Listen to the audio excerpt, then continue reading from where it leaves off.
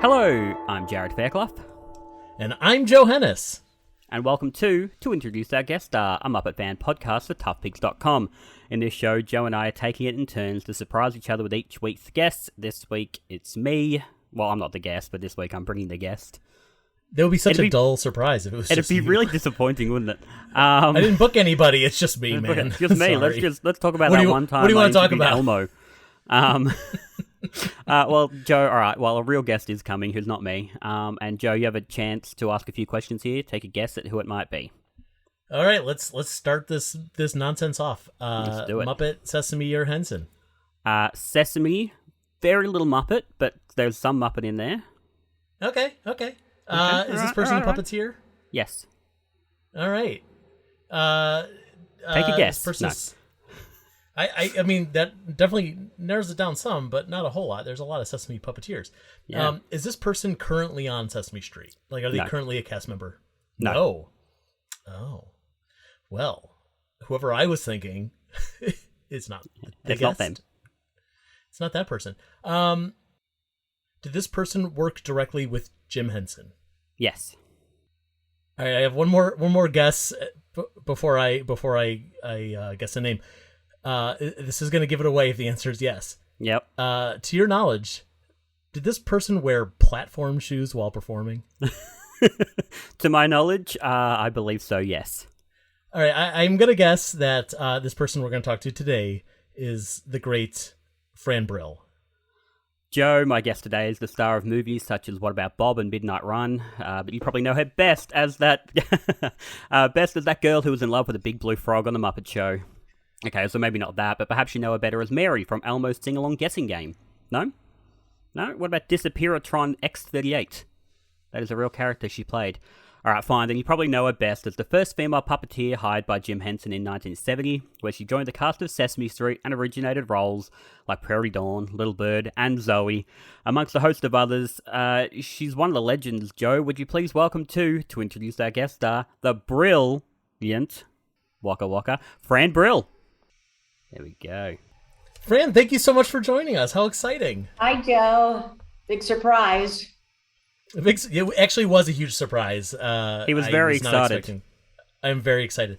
We've never done like a full interview with you. I don't think we've done little things with you here and there. No, I guess I'm way down on your list. You're not. True. Not true. I did try to get you for last season, but I had the wrong email address. That's right. We had some kerfuffle there, but I've never met you, Jarrod. Do you come to the States ever? I've been to the States. I've been to the set of Sesame Street, but I haven't been to the States in over 6 years now. Really? I'm hoping to get there soon. Well, there is COVID. Yeah. So don't hurry. That really messed up my plans. Well, right. And you don't want to come here when you can't go see any theater or can't go to anything because exactly right. and wear a mask. I mean, we're supposed to go to New York, which we usually do every year, and we see some friends, and we go see like 4 shows in 3 days.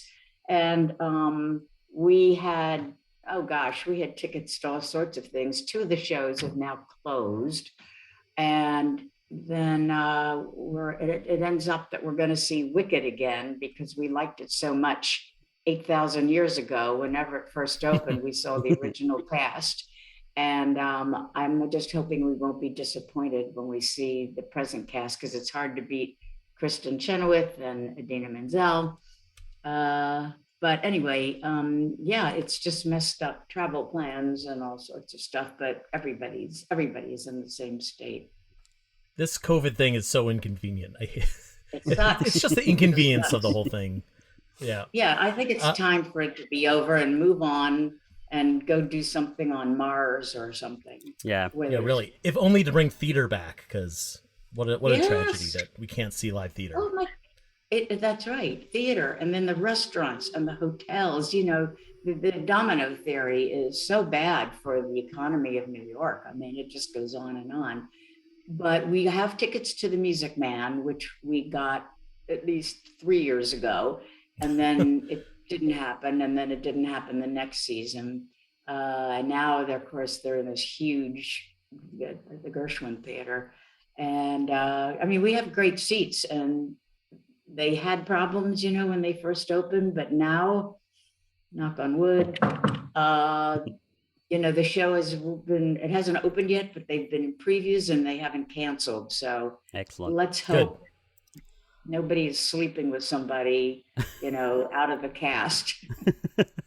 Well, that's Hugh Jackman, right? Oh gosh, yes. Yeah. I'm a big fan. My boy Hugh. Yeah. He's my uncle. That's not true. Well, he's Wolverine, and he has a healing factor. So if he gets sick, he'll be fine. That is true. I've never seen his Wolverine. I don't like to picture my Hugh like that. I have seen everything else. His one-man shows. You name it. I even took my niece to see, who flew in from Colorado to see Hugh in his one-man. He traveled the world, that tour. Mm-hmm. It was like a few years ago. Yep. So we went to Atlanta and saw his show there. What a spectacle that was. But that, it's great. It's great seeing him live. Well, it's funny. I forget Hugh Jackman's famous sometimes because he has a holiday house literally 10 minutes from where I live. And so I'd say probably once every 6 months, you'll be at like a local shopping center and Hugh Jackman walks past. And so next time I see him, I'll be like, hey, Fran Brill from Sesame Street mention loves my you. name? Please mention my name. All right, I'll do it. Say who I am. But that's what's great about Australia is like, no big deal. So he can live a life there if he chooses to without being harassed. Yeah, absolutely. We're a little bit more excitable here in the States, But, in New York, people are pretty cool when they see a famous person. Most people. Usually. Did you get recognized a lot when you were here? Did you ever? I know most people don't know what puppeteers look like. No, I wasn't recognized as a puppeteer. I was recognized as an actress because I did a lot of shows in New York. Mm-hmm. So, in fact, I met my husband quite a few years ago, and we ended up talking. He knew who I was, but it wasn't that unusual to have somebody say, "Oh, are you Fran Brill?" And I'd say yes. And, "Oh, I loved you in such and such a play." And so he didn't do that, but he knew I was doing the Saturday Night Live at that time. So we're talking about 1977 or something like that. I'm not sure what year that was. It was early on. 1975. Oh, excuse me. You guys know everything. I only know that because I actually pulled up your character from Saturday Night Live, and just before you. Okay, so I was about to ask. Joe and I were trying to discuss how to pronounce the name. Vaj. Okay, because it's Vazh. You can pronounce it however you want. But I believe she's not making a comeback. You could say whatever you want. She's not going to complain. I'm sure Vazh has to be some that, or it's Vage. But I remember them referring to her as Vaj. Yeah, I can remember what I did. It was probably some silly high voice again. What was it like then for you doing, like, SNL had just started? Like, I think you guys were in the first season. What was that like for you guys as the performers? Because I know there's been some like contention between, say, what some people think of. I think, was it one of the writers referred to them as the mucking Fuppets? That's pretty clever. Yeah. Well, it was just a bad. It was like oil and water. The Muppet humor is nothing like Saturday Night Live humor. And they really didn't know quite what to do with us. And geez, I can't remember if this was a Henson Company script or I think it probably was. No, Joe? I think if I'm not mistaken, it was under contract. The SNL writers had to write all of the SNL content, which is part of the problem that you didn't have Henson people in the writer's room. Yeah. Yeah, and so it wasn't really funny or clever. Clever is better than funnier anyway. And it was just a bad match. But we were kind of really seriously in our own world. We did not mix and mingle with a live performance for performers. And I don't remember much of it at all. We did a couple performances, I guess. I lose track of all this, but anyway, it wasn't even that big a deal because Saturday Night Live wasn't that big a deal. It wasn't like, oh my God, we're the guest stars. None of that. And that was all like Bernie Brillstein was there. That was all like Bernie Brillstein just putting together all of his clients onto one show. Is that about right? Oh, is that? That's what I've always assumed. That's very funny. I've never met him. He's getting 10% from everybody. Yeah, clever. But the Muppets were getting to be pretty big at that time, don't you think? Anyway, it didn't mix very well. It also seemed like that was the era in which Jim Henson was kind of putting together his reel for what he wanted the Muppet Show to be. And it's like, let's just get on as many late night shows, talk shows, variety shows, just whatever. Get out there, get exposed. Yeah, he was doing a lot of talk shows at that time with Kermit on his hand, which was completely forbidden for, most of the time. I know as puppeteers, we were told never to have a picture of the puppet on our arm, on our hand, because he didn't want to ruin it for the kids. And then you see him, Kevin is the one that broke that thing apart completely. He just said, this is ridiculous. People know who we are and whatever, but you were always, you could be interviewed, I could be interviewed, but not with, a puppet. It's interesting. Only Jim could.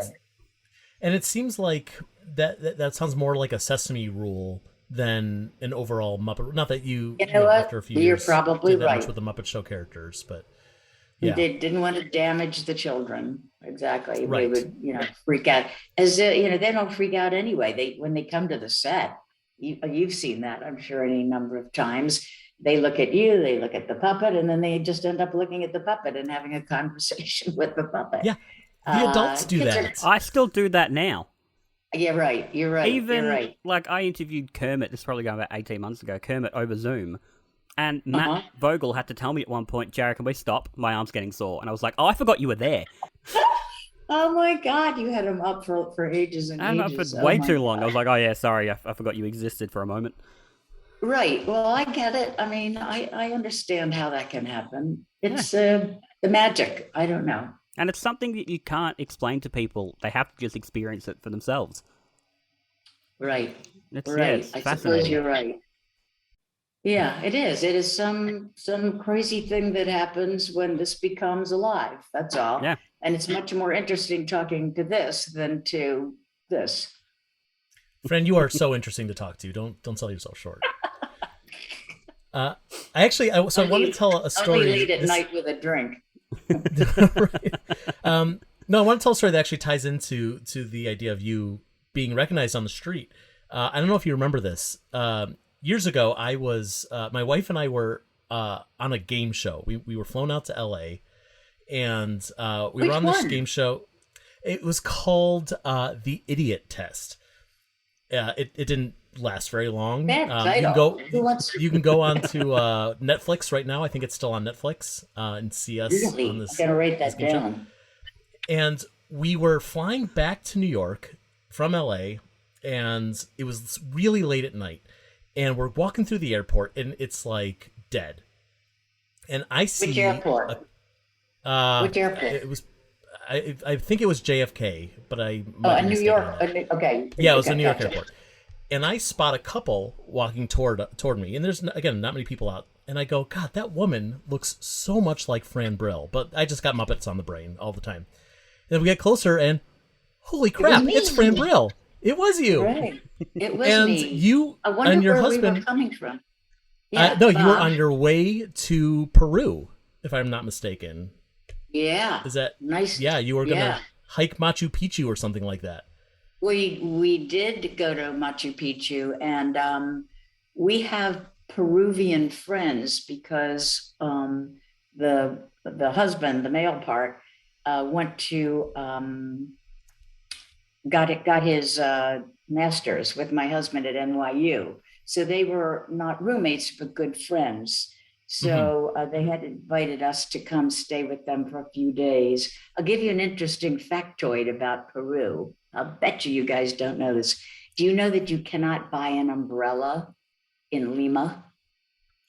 Okay. I did not know that. Really? Is there a reason? Yeah, it doesn't rain. Really? It never rains. Oh, like it's not that you're not allowed to get an umbrella in Lima. You just Yeah. cannot find it. I thought it was going to be one of That was those like some weird, weird law. laws. Yeah. Yeah, right. Nope. There's no need to because nobody would buy them.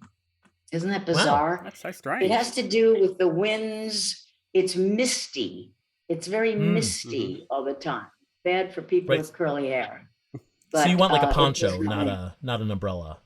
That is correct. You probably don't even need gotcha. the poncho. Yeah. All right. That's my factoid for the day. I love it.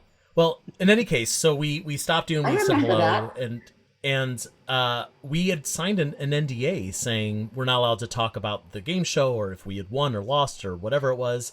And I said, you had asked us, how'd you do? And we went, well, if we're going to tell anyone, it might as well be you. So we told you that we had lost miserably on this game show. So until it aired, there was only one person who knew, and it was you. Oh my God.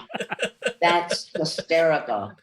No, I don't remember that part of it. I don't, but I wouldn't have told anyway. So that's funny. I'll have to look that up. Yes, enjoy watching us lose on the idiot test. It's spelled with one T, so idiot EST, one word.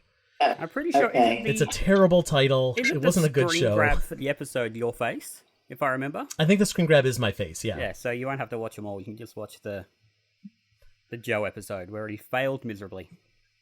That's right. Oh dear. Yes. But how come you and your wife did it at the same time? Was it all couples? It was all couples, or like it was couples or sisters or roommates or whatever. They were all in pairs. Yeah. Okay. Yeah. Because that's very unusual. And look, they flew us out to LA for free, and we won in that case already. Like even if we didn't come home with any money, yeah. So that's all right. Would you ever go on another one of these shows again? I would absolutely go on another game show, and because I did it once, now when I watch other game shows, I go, oh God, could I do that? Could I be on Supermarket Sweep? Would I do well? And now I'm not watching the show anymore. I'm strategizing how I would run through this fake supermarket and answer these trivia questions and not get starstruck by Leslie Jones. It's ruined the experience of watching game shows for me. I was on the Australian Deal or No Deal back in 2007 or 2008. I didn't win anything. So the Australian one and the US one are different in that we don't have the models opening the briefcase. We have people who weren't chosen to be contestants opening the briefcase. So I had number 25. But the thing was, if you guessed what was in your briefcase, you won, I think, a couple of grand or something like that. And I was down to the last 3. Wow. So there were 2 briefcases left, and the briefcase that the contestant had, and I was wrong, and I was so disappointed. Oh, that's heartbreaking. It was like I had spent that money in my head. I'm like, I got a 50-50 chance here, or 33% chance. Well, what am I going to spend my couple of grand on? I was 18, 19 at the time. Nah. Oh my gosh. Got nothing. Well, slightly on topic, and I don't know if it's on YouTube or not, but we did a parody of that called Deal or No Deal on Sesame Street, and I played this hysterical and hopefully hysterically funny contestant. It was a really cute thing with... I remember that. Oh, you do know it. Okay. It was Meal or No Meal, wasn't it? Meal or No Meal. Familiar. That's right. And instead of the banker, it was the baker. It was Cookie Monster behind the screen. It was Cookie Monster. That's right. That's right. You've done a bunch of those game show parodies, especially early in the Sesame days. I know you did a lot of the What's My Line type of parodies, things like that. Prairie, with Prairie, yes. Well, it's always been a good hook for puppets and for Sesame Street, I think, to use things like that. It's funny and it's slightly familiar, but it's renamed. Those are my favorite things to do, the parodies. Oh my God, we would laugh so much more than anybody in the audience ever would. they were just so funny. And Joey wrote a tremendous amount of them, I He was great haven't at writing the watched the parodies, yeah. show since I left. Have you guys? I've seen Have clips you here and guys? there. But you don't. A You don't. bit. It's not for us anymore. I mean, that's the thing about, 100%. Well, I know. modern day Sesame.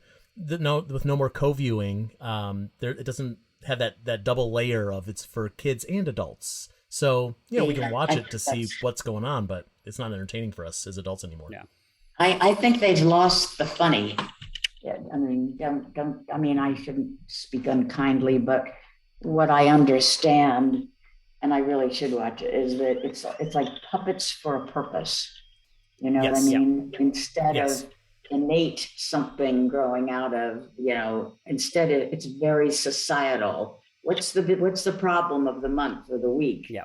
And Yeah. if it's not funny, why would kids watch it? Well, and the thing that I keep coming back to is it's become a show that has forgotten its roots, because it's popular today because it's got decades and decades worth of entertaining content. Not because we go back and go, God, I'm so glad it taught me the letter D. It's like, no, it's this great Bert and Ernie sketch, this great song, or whatever it was.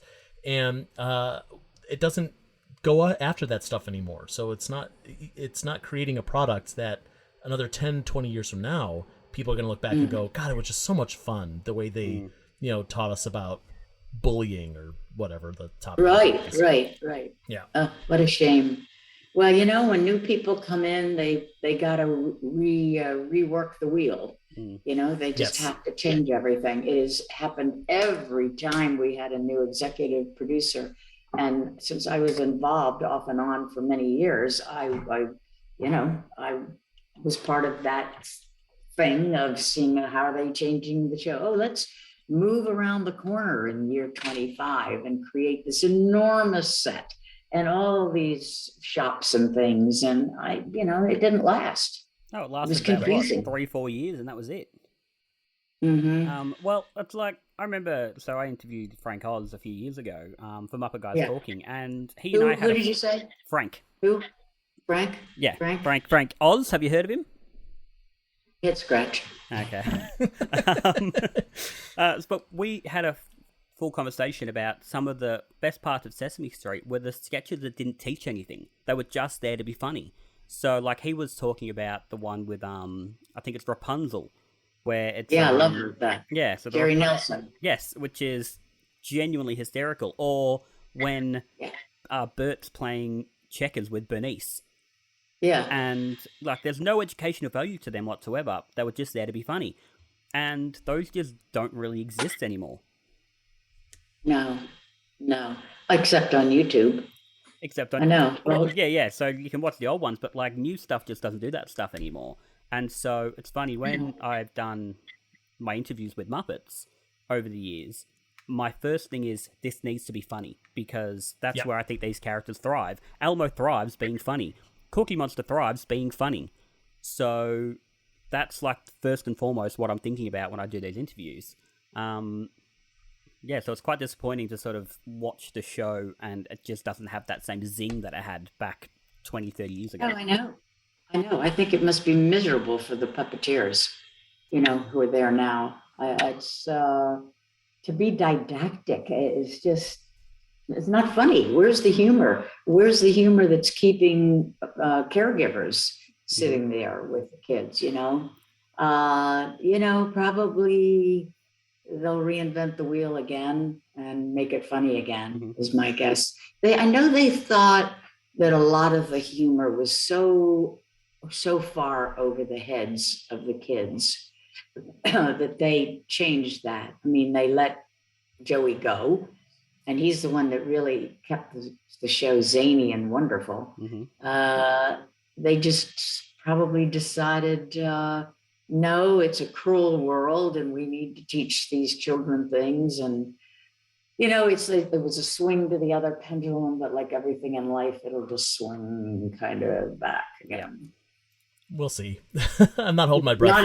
Not in our lifetimes. Have you you got then a moment from your time on the show, like a sketch or something that you remember as particularly funny? Like, you just remember that being a really funny sketch or a really funny date or whatever? Yeah, I do. That would be, this is an oldie, Singing in the Rain, Do you Mm, which I know, think is a it's funny, I'm love on it. your Muppet Wiki page at the moment, and I have that picture up because I was going to ask you about it. That's great. It was a great combination of very funny writing. The premise was fantastic, teaching kids the difference between wind, rain, and snow. And it gave Prairie, of course, to do her thing, which is getting frustrated, which is very funny, I think, when she would get frustrated. So yeah, that's one of my faves. Another one is Zoe had a Zoe mobile. Do you remember that? Hmm. hmm Anybody? Sure. Anybody? It didn't. Yeah, it's parked out back. Yeah. It's got a It tarp was. over it, but yeah. It was very clever, and I used to get in there and scrunch down, and the crew would pull me along. But it was a nice little gimmick for her. So anyway, she would not let anybody drive the Zoe mobile but her. It was her thing. She loved it. And there was a show they wrote for Telly and Baby Bear, who begged and pleaded could they drive the Zoe mobile. And she said, no, I don't want you to. And then finally they convinced her. She lets them drive the Zoe mobile and they crash it. And it was just the most wonderful scene where Zoe, it was a teaching forgiveness, really, if you were looking for what was behind the story. It was teaching forgiveness, how somebody can do something and it hurts, but they didn't mean to hurt you. At least that's what I inferred. And so I remember Lisa Simon shot it, and they showed the moment of her really getting so sad, but they did not shoot Zoe's face. They shot the boys, they shot their reaction to this. And I kept waiting and waiting for a close up. And I honestly was in tears. I'm an actress. I was really, and I was, sort of making her cry and sob. And I'm waiting for my close up, for Zoe's close up. And that broke my heart. That really broke my heart that they did not show. I mean, it's so Zoe's reaction is the one you need. Yeah. Anyway, Yeah. so yeah. I remember that show for bittersweet reasons. Oh my God, I don't know. There were so many. Well, Somebody who, go ahead. I was going to say, well, speaking about Zoe, as I'm sure you're aware, at the time of recording, now granted this won't come out for a few months, but at the time of recording, Zoe's been quite popular because there's been a massive resurgence of the clips of Elmo and Rocco. I know, it's hysterical, and Kevin and I have talked about it. It was like, oh my God, but we love doing those scripts. We could just barely stop from laughing ourselves because, I just think everybody's great in them. I think Kevin was fantastic finding that side of Elmo, and I thought Zoe was great just being, just no, Mm-hmm. Rocco can hear. I don't know. I love doing those. And I was really happy that happened because they did stop doing them because, again, they thought it modeled bad behavior, and with teaching kids it was teaching kids something that they shouldn't do. I don't see why, but anyway, they stopped that. And I don't think they use Prairie Dawn much anymore at all, which also breaks my heart, because they think that having a little girl who's very sure of herself, I'm not going to use the B word, which is bossy. What's wrong with showing a little girl who's smaller than everybody, who is confident in herself and is a perfectionist and wants things done really, really well? I don't know. They just think that doesn't sell these days. It has to be, I don't know. I think they're on, a track that I would prefer they were not on, but I'm gone, so there's not much I can do. But that's what I've understood from Stephanie when I've talked to her, because she keeps apologizing to me because she took over the character. And I said, for God's sakes, it's not you, it's how they feel about Prairie, That's right. and using her or not using her. Yeah.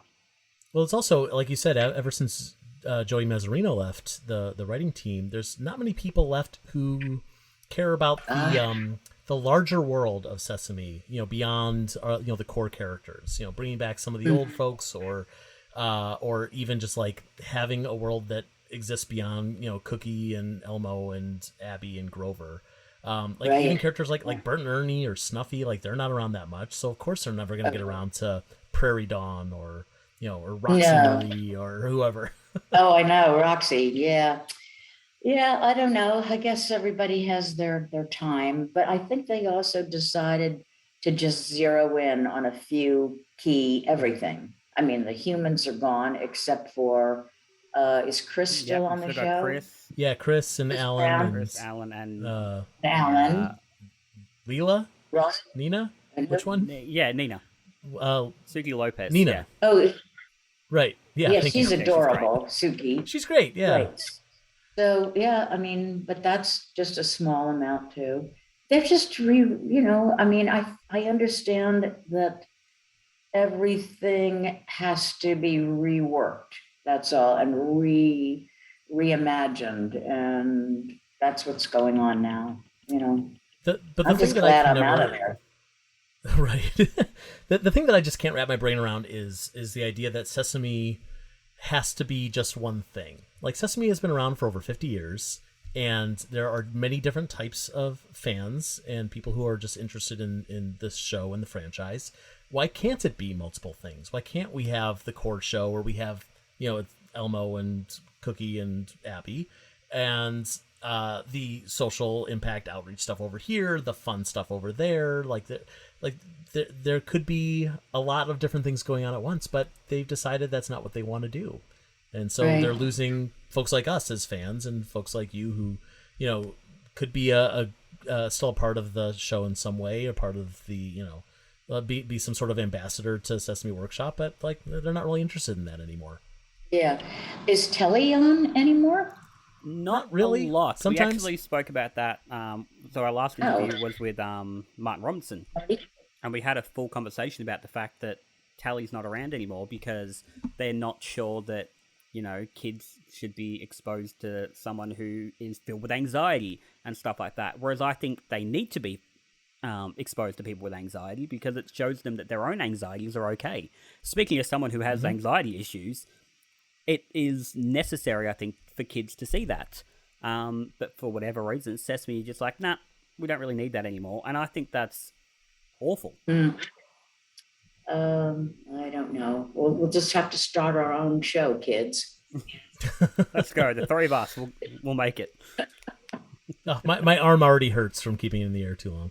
Just thinking about it. Speaking of that, so I understand, why it actually is a very satisfying thing for you that you've been able to step away from Sesame the last few years. But do you miss puppeteering, like just the act of having a puppet on your arm and performing in that way?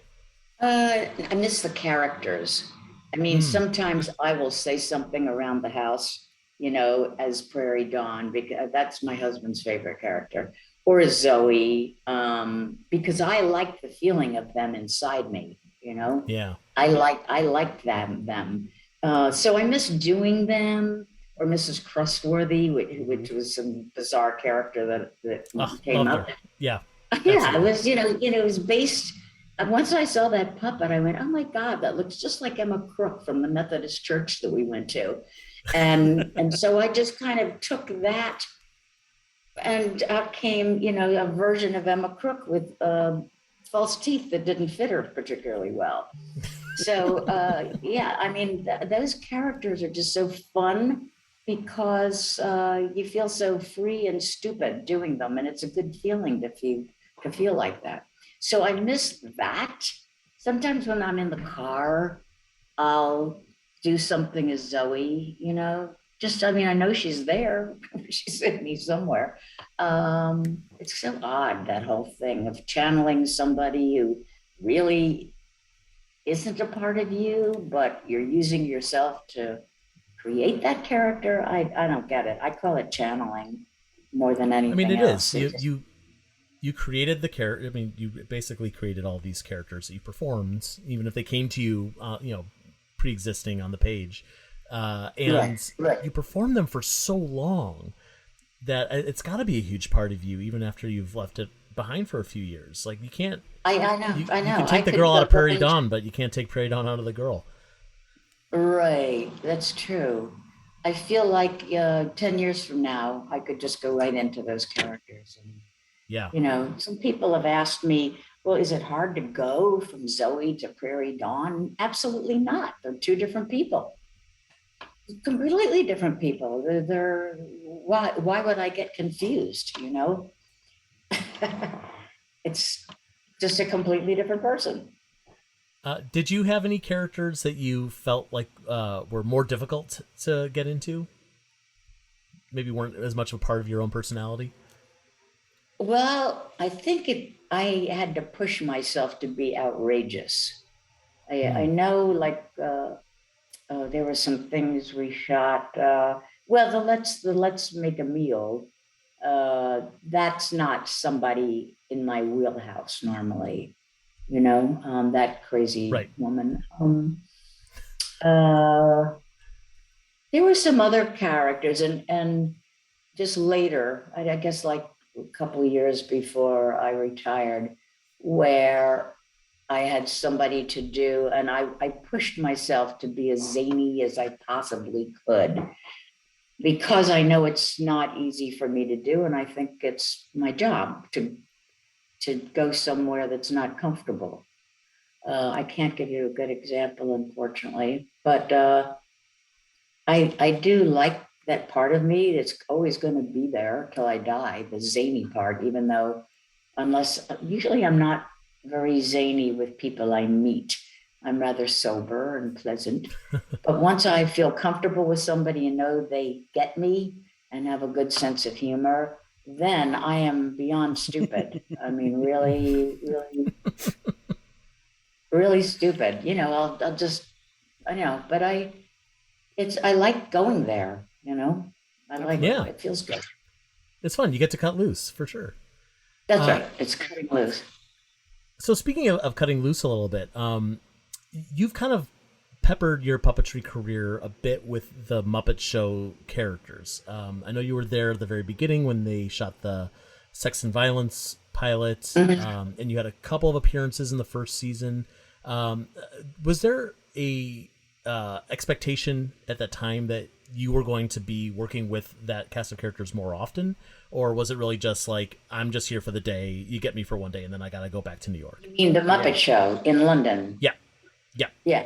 Well, I can't remember, because first of all, there were 10 years where I didn't do Sesame Street at all. I was busy acting.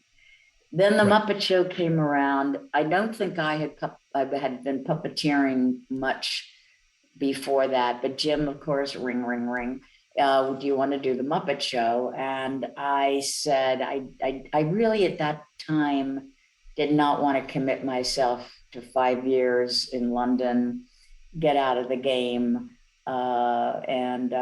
So I only did 2 shows. I did the Charles Aznavour show, and I did, and yet I have a gold record on the wall.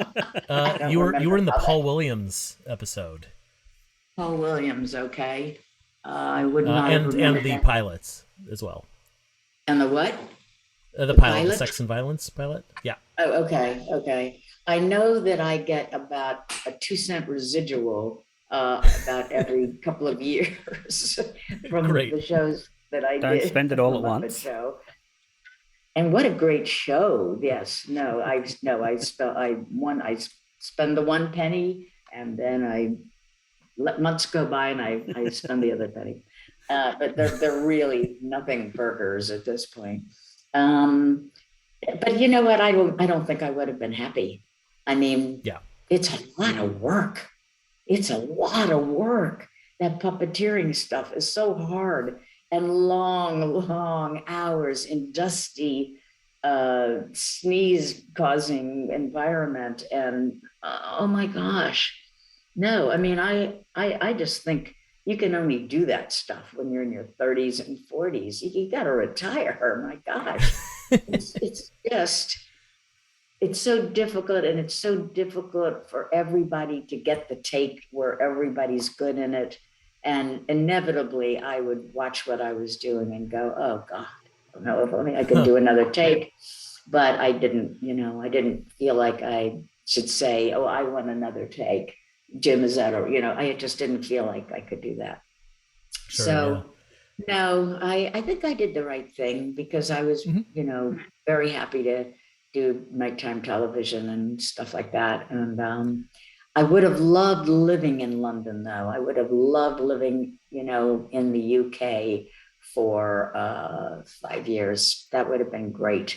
But I would have had to be doing another job, because it wouldn't have been Right, yeah. puppeteering. Well, and then a few years later, you did go back and you worked on a season of the Jim Henson Hour with Jim. Yes. And so you did get to play with those characters a bit. So what was part of your justification for that, of going back into that fold? Wow, that's a really good question. I don't know, because Camille had really replaced me as the strong female at that time. That was what, 91? Anybody know when that was? That would have been like 88, 89. Okay, 88, 89. I just don't remember what was going on in my life at that time. But it must have appealed to me for some reason. And if even that show was difficult to do, because the director was kind of difficult, and I just had to fight so much, being the female, to get my puppet on camera, because all these guys are pushing into the screen, and I am like fighting to get Vicky, seen in a crowd scene. Yeah. That's mostly what I remember, is having to fight because the shot was small. But I enjoyed it. I know I enjoyed it and had a good time. Well, you also played Zondra. Oh yeah. Zondra, and I don't know if you know this, but there's not a lot, but there's a small faction on the internet who are obsessed with her. What? And there's a few people out there who they draw. I don't know, because she's punk rock. That's why.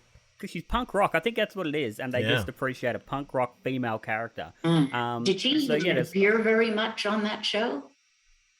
She was in a few. I mean, she was only in a few episodes, and I don't think she's ever been in anything else. I think she was in the background of a couple of shots. I have to look, because I don't even remember what voice I did for her. How do we spell that on the internet? Zondra. Yeah, I'm checking. I'm on her Muppet Wiki page right now. It unfortunately doesn't list out how many episodes she was in. But they used the puppet in a couple of early 2000s, just in the background Muppet productions. Yeah. Oh well, that's swell. I mean, that's all Kirk Thatcher probably loving that character. Yeah. Okay. Yeah, maybe so. She's just got a little fan base, so that's pretty cool. Yeah, I do remember that when I auditioned for Jim and Frank way back when, that puppet or somebody that looked something like her was in the box when I stuck my hand in and came up with a puppet and said, "Oh my God, I'm auditioning for Frank Oz and Jim Henson." Because I thought I was going in for like a voiceover job. And, I was told, nope, all the puppeteers do their own voices and manipulation. So I don't know what voice I did, but I think it was a puppet that looked somewhat like her. And I remember Jim saying, to try another voice and then try a different voice. Not because I was doing anything wrong, but he just wanted to see my range or, my imagination, I think. Yeah. But Vicky, I remember. I liked Vicky. Yeah, Vicky has always seemed like such an odd choice for Jim Henson Hour to me, because she looks kind of bland. She's kind of Scooter, but not Scooter. What was your take on, like, did you have like a backstory for Vicky or anything like that? Well, just thought she was a nerdy little girl that wanted to, be needed by everybody. I mean, she looked nerdy, whatever we thought nerdy was back in those days, a long time ago. Now nerdy is cool, so it doesn't apply. That's lucky for us. No. Yeah. No. Anyway, I don't know. She didn't really have. I think my feeling was she would probably burst into tears very quickly if anything went wrong. But they didn't write scripts for her. All she did was run in with a, what do you call it?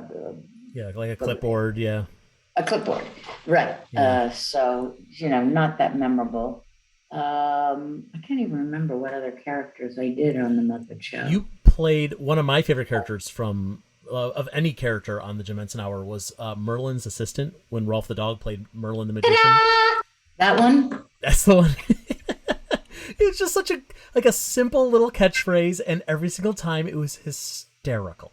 Hysterical. It's awful, but the trope of the dumb blonde is still funny to me. It always will be, and that was the only thing that occurred to me to do with her, because she was like every gal you saw on Wheel of Fortune or back in those days. Mm-hmm. There was always some gal who looked hot, who was wearing skimpy dresses, and who was why it was so crazy on daytime shows. So but I know I don't know why, but I got a tickle out of doing her myself. That's good. I'm glad to hear that.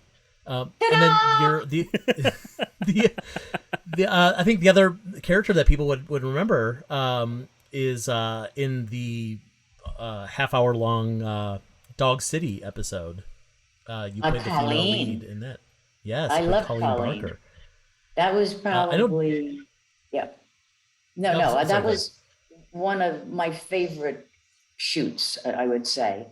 Is that it was difficult, but it was so far from Sesame Street, and it was so clever. It was to have nothing but dogs. It wasn't one human in that show. And Kevin and I had a very good time doing that. Yeah. And I loved singing that number. That's the only time I've actually been able to use my singing voice, Do you remember what's the name of the song? It was like a bluesy, jazzy song that she sang. I'm looking it up because I wish I can't remember the title off the top of my head. Nor can I. I can remember that there was a song. I'm gonna be honest and put myself out there. I have actually never seen Dog City. Jarrod. I know. I'm sorry, Jarrod. Get this call. I've just never found it anywhere. I was just gonna say. I mean, I could send you a. Because Craig Shemin, I know, produced some DVDs of it. I could probably send it to you. It did in this country. I know you're a different region, Jarrod, but like in this country, it was released on DVD. Oh, it was? Yeah. I mean, the Jim Henson Hour, half of it, isn't on the DVD. It's just, Henson Company owns it. I guess they got the permission from Disney to have Rolf the dog appear. So like Rolf is there at the beginning and the end, right? But so it's a DVD with literally a half hour of content on it. But we'll find a way to get it to you, Jarrod. Yeah, we'll say it. Oh yeah, it's not even on YouTube. Terrific. No, it's really clever. The puppets are unbelievably beautiful, and there's some animatronic stuff in its early days of animatronics, and I do remember that they were constantly pumping that smoke, but it was some chemical. Oh, yeah. And my God, to breathe that in all day, it was like an oily substance in the air that made it look like fog. So, and Fred Buchholz worked on that. He did all the animatronic. Do you know Fred? I don't know Fred. You don't know Fred? I don't recognize that name. Oh, he's a genius with all that stuff. I don't know if he still works with Henson or not. But he created all of these, things going by, whatever was a technical, mechanical thing, he would figure it out how to do it. Sounds like he was kind of the Faz Fazakas of You're of right. production. Yeah, exactly. But I'd heard, I think maybe it was Brian J. Jones who told me that this was one of Jim Henson's favorite things that he had directed. Was I would guess that he had a pretty good time doing it. Yeah. Yeah. Yeah, it was nice. It was a very pleasant shoot. I don't remember any crazy things going on or anybody loathing anybody. Yeah. So That's fun. when you were doing Sesame, like especially, I'm just thinking sort of not when, especially when Zoe was. I mean, Zoe was one of the main characters for a long time. 17 years. 17 She years. was- So you Now were she's doing. nothing. You were doing, obviously a lot of that, but then you were also doing a lot of acting yourself. Like I'm just looking up here on Muppet Wiki. There's a list of some of your non-Henson acting credits. How what's the way to say this? How important was it, I guess, for you to have sort of two separate things going on? Like, I guess because you're working so much for Sesame, was it then you saying, well, I don't just want to be a puppeteer, I want to act as well, and going off and doing, say, Law and Order or Law and Order 5 times? Well, the crazy thing is, I never ever wanted to be a puppeteer. I mean, that wasn't even something I thought about. I've wanted to be an actress since I was a brownie. I don't know what you call them in Australia, but it's little girls, and then you grow into the Girl Scouts. And we did a play, and I was funny in the play, and I remember drinking in that applause and saying at 6 years old or something, no, must have been 9, like, oh, this is it. I mean, I knew from then on I wanted to be an actress. So I spent my whole life, high school, majored in drama at Boston University Fine Arts School, doing summer stock. I mean, I did 100 plays by the time I was, I don't know, 30. So I have a really strong theatrical background doing Shaw, Shakespeare. I feel like I had a classical background. So I always, of course, wanted the career that Meryl Streep ended up having, where you go from movies to television shows to plays. But the problem was this Muppet thing fell in my lap, literally. And on top of that, Jim really wanted me to do it as much as I could. He understood that I didn't want to do it full time because he never wanted to be a puppeteer either, but he, did it so that he could learn about television. So he was terrific about all that. But of course, when you're doing a show like Sesame Street and they have to plan on your being there in the fall or whenever shooting would begin, they couldn't just be wishy-washy, or I couldn't be wishy-washy. So I just had to say, no, I'm not available. So it was kind of, I couldn't really do everything at the same time because I also had a big voiceover career, which was lucrative. And I loved doing voiceovers and narrations. I really did. I mean, all of those to me are part of the performing arts or part of being an actor. They're just different facets of it, a different branch off the tree. And I still feel like that. But my love always was acting. Always, always, always. So, what was the direct question you asked me? I don't recall at this point. Because I was long-winded with my answer. You've answered. That was terrific. Yeah, no, you answered what the question was. So they kind of had to pull me back in. Yeah. Yeah, that's it. They just would have to pull me back in and make me an offer I couldn't refuse, I guess. Because I did it. I enjoyed the people so much, of course. I loved all the guys. I loved the girls. It was fun, but it was also really hard work. And also my face wasn't being seen. And unfortunately, that was important to me. I Sure. For whatever reason, I wanted the recognition. So, I feel very lucky to have had a fairly decent career and all of those things. I mean, you've had an incredible career. I mean, I think Meryl Streep would kill to play some of the characters you've played. I'm just looking at your list now, and I mean, I'm not even going to bother counting them, but there's well over 300 characters on your Muppet Wiki. What? There's a lot of things that must be wrong then. I'll have to look that up and give you a correction. There can't be Oh, 300. maybe not 300, but there's a lot. It is a Okay, lot. Yes. maybe. And so You mean a one-off? one. What did you say, Yeah, Joe? we're counting all the the little. That's it. There's a lot of the- one-off characters, or you were in the background and had Yeah. one quick line.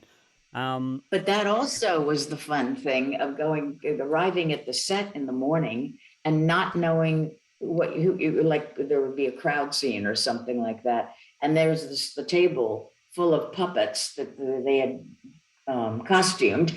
And it was like, oh, just pick out a puppet that you want to do. I mean, everything was so different back then. And that was the fun part, is to pick up this puppet and figure out how you wanted that person to be. You wanted it to be old. I mean, some of it fed your imagination because of how it was costumed, and it wasn't gray hair, blonde, or whatever. But that was the real creative part, I think, for all of us, is to just come up with a character boy and hit the soundstage. I mean, especially when you guys were doing like 120 episodes in a year. Oh yeah, You got to just keep moving. There's no time to sit and talk about it. You just got to get on camera. Unfortunately, yeah, that's true. But those are the really good old days. I mean, I don't think there's anybody still performing from those days except maybe Marty and Pam. Yeah, Marty and Pam Arciero. Yeah, the two of them are Right. still around, but that might be it, I think. Yeah, I think that might be it too. Everybody's Yeah. come and gone. Can I ask a quick question? Because we'll talk about Zoe before. And I'd love to get your take on this. Season 40 Zoe is tiny little... I think at one point Tally referred to her as homunculus Zoe. She's this tiny little character. What happened there? Well, they made this teeny tiny, incredibly cute Zoe for a home video about Alice in Wonderland. Yep. So she appeared playing the Dormouse or something like that. And I cannot believe that they created a little Zoe for that reason and spent all that money, but they did. And everybody was just, oh my God, she's so cute. Oh, what we could do with her. Blah, blah, blah, blah. So I said, yeah, that's fine. Let's just start using her, because there's a new audience every year. They're not going to know what the former Zoe looked like. But I don't know that. I mean, I remember doing inserts with her, with Carmen and Leslie, and some inserts, and boy, you can be sure they're not playing anymore. It was just Carolyn Parenti just agreed with me. She thought it was a really cute thing and we should try it. And I think she size-wise didn't go well with anybody, because it was, what was she? Was she shrunken, or was she, a tiny littler, younger? It was confusing. So I don't know. We did probably one season with her, and then next year back to good old, but that's a really good question. Did you have like an internal logic for performing her of why she temporarily was teeny tiny? No. I'd love to say yes. I dipped into my Stanislavski. No, she was just, because I've asked Carmen about Rosita losing her wings and then getting them back, and she, I don't think it's obviously nothing official, but like she's had like this little thing in the back of her head of like, oh, how she lost them and she misses them and whatever, and it's just part of the character that we never talked about. But yeah, I feel like Tiny Zoe is a part of her history. She should acknowledge. She got caught in the dryer a little bit too long, and whatever it was. Or she swallowed some potion, the way Alice in Wonderland did. I just figure something with Mumford went wrong. Let's go with that. That would have been a good idea. I think that it was pointless to address it, because not everybody, only probably the kids who were. I just don't think it mattered much to kids watching. No, you're they right. Probably didn't say, last year I think it was just, that's all. Yeah. But that would have been just for you as the performer. What? That would have been just for you. That logic. Yeah. If you needed That's right. inspiration for what would Zoe do in the scene, it's like, well, she has this memory of being shrunken for a minute, No, I and still so of think course she would act differently. I think little Zoe, when she looked in the mirror, looked just like big Zoe, just like regular Zoe, and vice versa. They did not see what Right. the others saw. Maybe someday she will change size again, and we'll get a giant Zoe. Oh, I'd Right, love a giant right, That'd Zoe. be kind of fun. Yeah. Think Animal Well, there in the was Muppet movie where he comes out of the saloon. I want that big of a Zoe head. There was a big fleece Zoe that they made product-wise that was Oh yeah, horrendous looking, with the mouth it was open. like the size of like two toddlers. Really? I know Yeah, it exactly was what you're really talking about. Like it's frightening. humongous. Yeah. I've never seen it. Yeah, and not attractive at all. I going back a second to talk about some of your non-Muppet work. So recently I decided I wanted to watch all of the movies that Frank Oz has directed, just because it's a bit of a hole in my cinema loving whatever. And it occurred to me that Frank didn't really reuse performers all that often, and the only ones, as far as I could tell, that he reused were Steve Martin and I'm going to count you, even though I think you only appear in one movie that he actually directed. Yeah. Unless, because you're not in Muppets Take Manhattan, I don't think, are you? Did you work on that? No, Right. I was acting. Gotcha. So what happened with? He's like best friends with Steve Martin and Rick Moranis to this day. So. Oh, really? Yeah, and I don't know what happened to Rick Moranis, but I know that Rick is still a very good friend of Frank's because he's mentioned him. He doesn't seem to work anymore. He must be very, very, very, very wealthy. Rick Moranis took a hiatus from acting when his wife passed away to raise his kids. I remember and then that. once they were old enough that they were out of the house, he kind of realized he didn't really miss it. So he never really wanted to go back to it. So he's making a sequel, I believe, to Honey, I Shrunk the Kids. So he's agreed to be in that. Is that true? Yes. I would be interested in that. It's called Well, Shrunk. I saw him... Shrunk? Yes. All right. We'll see. Well, I saw him a few years ago. The Henson Company did a series of films at BAM. It's a theater in Brooklyn, here in New York. And one of them that they showed was Little Shop of Horrors, and it was like a sing-along type of thing with props, and like it was a big, like Rocky Horror Picture Show type of thing. And Rick Moranis came and did the intro to that, which was terrific. So he's still out there and he's still doing stuff. He's just doesn't. I don't think he really wants to act anymore. Well, he must have a trust fund or something. I mean, to work to go that long without working is wonderful. Well, he's got that Ghostbusters money, Oh, do you think? Well, between that and Honey, I Shrunk the Kids, I mean, rolling in it. How could you? Maybe. Really? You think he makes that much money from residuals? No, probably not. I remember, if I remember correctly, I read an interview or something with him, and I think he lives quite modestly. I think he made a lot of money back in the 80s, and now he just spends that now, and he lives in when he doesn't have a flashy invested it. house. Yeah. I don't think he lives in a flashy place or anything like that. Right. We'll get him on this podcast because he was in an episode of Muppets Tonight. Yeah, we'll ask him all this stuff. We'll figure it out. Well, in any case, so my first question is, so for What About Bob, did you basically just get a phone call from Frank and he's like, hey, I just need someone in this role. Can you come, please? No. Be married to Bill Murray. No. I had to audition because he did not want it to look like nepotism or whatever you call it. And I don't remember how I ended up there, except probably my agent said, oh, hey, guess what? Somebody called and wants you to come in for this. I had no idea that he was shooting this movie. And I think he just told the casting director, bring Franny in or something like that. But he walked out of the room when I auditioned. I think I remember that correctly. He just wanted me to get the role on my own. for my sake, his sake, whatever. And that's kind of really what happened. And then Yeah, how happy was about it? I still How get was he residuals as a from that. director? Oh, that's good. How Well, how was he as a director, especially after like knowing him and working so closely with him for so many years? Well, it was fun watching him, and I think he's a terrific director. He just had a hard job because you had Richard Dreyfuss and you had Bill Murray, who and their comedy style is completely different, and they just went like that.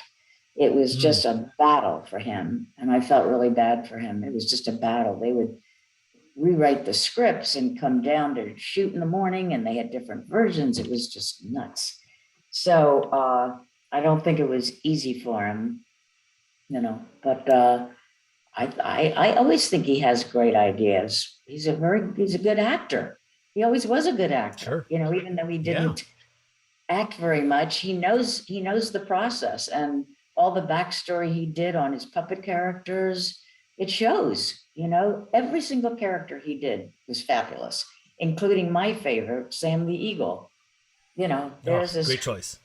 yeah, I mean, just a great, great character.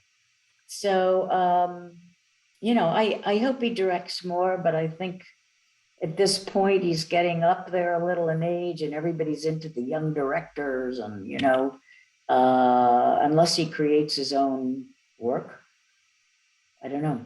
I don't know what the Well, future holds. he did talk about after Muppet Guys Talking came out, and people were Yeah. saying like we want more. Yeah. He said, well, he didn't want to do the same thing over again, but he would consider doing a documentary about his directing work. So hopefully he's working on that. I don't know if that's something He would is actively he pursuing wanted to do a documentary on what? on his His directing work. So the Oh, on films that his he's directed. directing work. Ah. Yeah. Yeah. I guess. Do you think people want to see it? It's all Look, I about mean, money. you're talking to two guys who like basically worship the ground Exactly he walks right. on. Absolutely. Like whatever Of course. Frank does, I'm there. Yeah. Of course. But it's all about, I know he's had, and I don't know whether he has now, but he's had projects that he wanted to direct, but the studio probably didn't bite. I don't know. Sure. It's very Yeah. difficult. You've got to be wanted as well as have a great idea and a great script. But I'd love to see him maybe direct something with the Muppets again, and I don't think that's out of the realm of possibility. But I don't. I think that would have happened already, because certainly Bill Beretta and Dave Goelz and everybody else would kill to have him direct.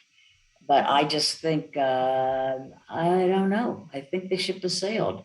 I hope I'm wrong, but I think they're maybe even afraid of him coming in. They, meaning the studio. I mean, it's really hard for them to, as it is, because I'm in touch with these guys, to make the characters sound like the characters, because they bring in these writers who think they know the Muppets, and then they have them acting completely different than the way they really are. So I wish they could straighten all that out. I think they have somebody in there now at Disney that they like, which is they do. Yes. good to hear. So Yeah, we're big fans of Lee Slaughter, who's the current VP in charge of the Muppets division at Disney. So Good. hopefully Yeah. she's got some good stuff in the works. Exactly. And maybe she'll loop in I Frank. mean, she's a fellow Aussie. But I think you're so- right. I think as a director, probably not. Yeah. So guys, it's 6:05 in Yes. my part of the Yes. world.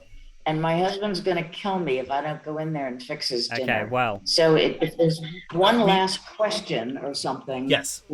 Okay, so, then I'm going to leave all that in and just go to our next part. So, firstly, thank you very much for your time, Fran. We finish every episode with just some rapid-fire questions. I have my own set. Joe has his. As you're my guest, you'll be answering mine. Rapid fire, as quick as you like. Okay. What is a food that you hate? Oh, I can picture it. I can't think of what it is. I hate it so much. Hold it. She's going to get it.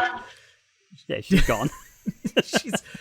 She hates it so much she keeps it in the fridge. She wants to grab it. She hated it so much that she was so disgusted talking about it that she left. Although, can you see that lovely picture of her and Zoe on her shelf behind us? Oh yeah, there it is. That's her. That's the 8x10. Okra. Okra. They Okra. probably don't even have that in Australia. No, I've never heard of okra. Oh, it's horrible. But down Okay, here, people like to fry it up. It's a small, like, I don't know. It's a vegetable that's gooey on the inside. It's a horrible. But they put okra in stews, like vegetable stews and soups. And oh my gosh. Okay. Delicious. That wasn't rapid fire, was it? No, that's all right. What is your go-to karaoke song? I don't do karaoke. I don't sing in public. Fair enough. What is the sound of one hand clapping?